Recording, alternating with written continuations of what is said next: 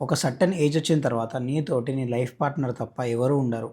అమ్మ, నాన్న, అక్క, చెల్లి, పిన్ని, బాబాయ్ ఎవరు ఉండరు. సో, లైఫ్ పార్ట్నర్‌ని చూజ్ చేసుకునేప్పుడు చాలా జాగ్రత్తగా చూజ్ చేసుకో. అమ్మ, నాన్న చెప్పారని చేసుకున్నా, గుడ్ మార్నింగ్ చెప్పారని చేసుకున్నా, నా వెంటే పడుతా ఉండే, కేర్ చూపిస్తా ఉండే, టైం ఇస్తా ఉండే, అందుకనే యాక్సెప్ట్ చేయాల్సొచ్చింది. రోజు మెసేజెస్, కాల్స్ చేస్తా ఉండే, అందుకనే యాక్సెప్ట్ చేయాల్సొచ్చింది.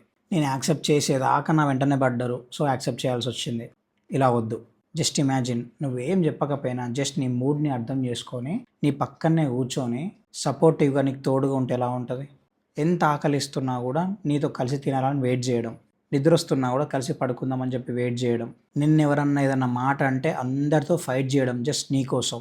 నీ వైపు తప్పున్నా, రైటున్నా నీ సైడే నిలబడ్డం.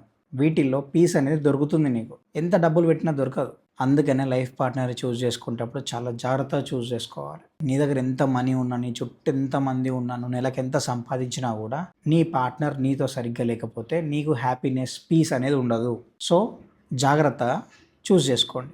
ఫర్దర్ కాంటెంట్ కోసం ఫాలో చేసుకొని పెట్టుకోండి.